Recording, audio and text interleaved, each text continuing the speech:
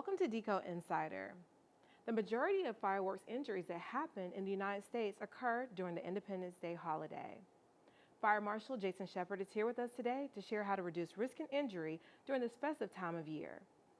Jason, tell us why local fire marshals are encouraging our citizens to attend sanctioned professional fireworks events, and what does the state law say around the use of pyrotechnics? Yes, thank you.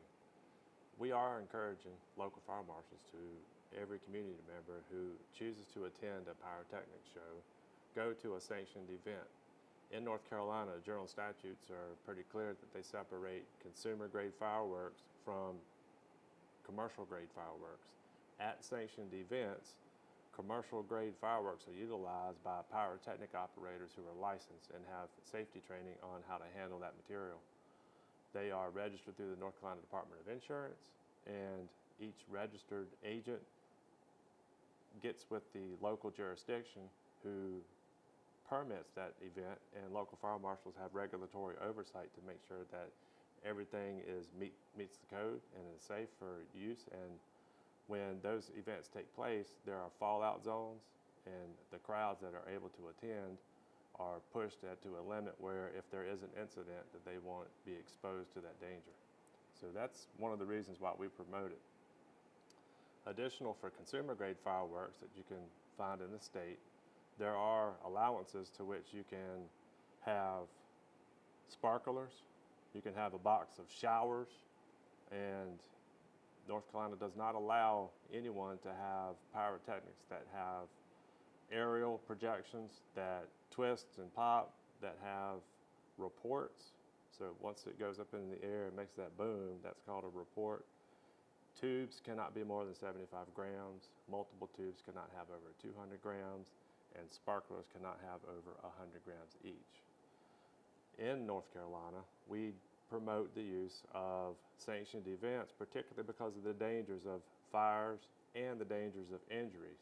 The consumer grade fireworks that you can purchase at a stand locally, they are, while available, offer opportunities for injuries and fires, particularly when you hand those devices to children and celebrating with sparklers.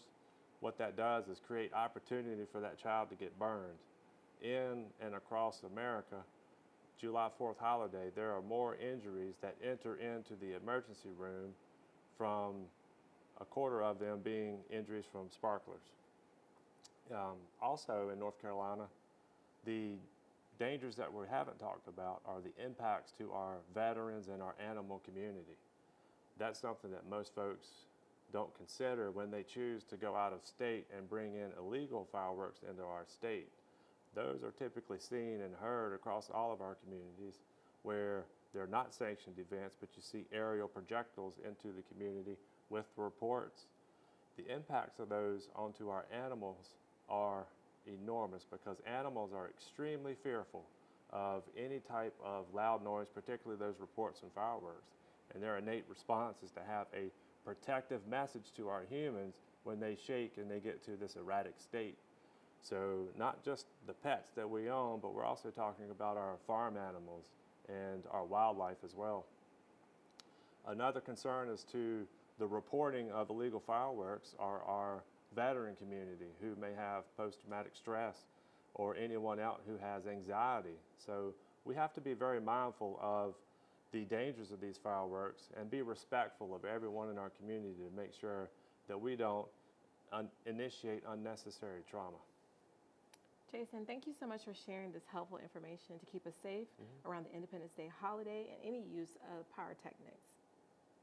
If you enjoyed this edition of Deco Insider and you would like to see more like it, visit our social media pages, and when you visit our YouTube page, don't forget to subscribe.